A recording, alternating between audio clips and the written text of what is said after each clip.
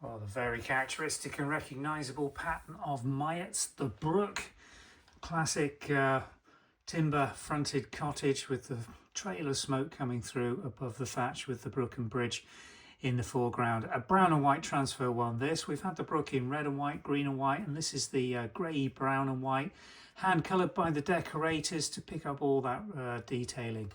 Rotated rib mouldings going out to a little very gentle scallop trim. You can just feel it, but it's as close to round as anything. It's more on the top surface that you feel that ribbing rather than viewing the scalloping. Really nice condition plate. Just look at that glaze reflection. Not a mark on it, which makes it rare.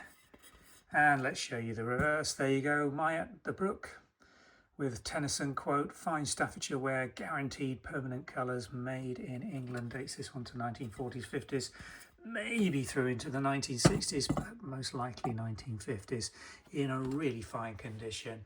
And a beautiful colour combination on a brown and white transfer, available from the Vintage and Antiques website. And if you're interested in this and some of the other brown and white coloured transfer plates that mix and match so beautifully, then do have a search through the website, and we've got a lovely selection that you could put together of dinner plates. Thanks for watching.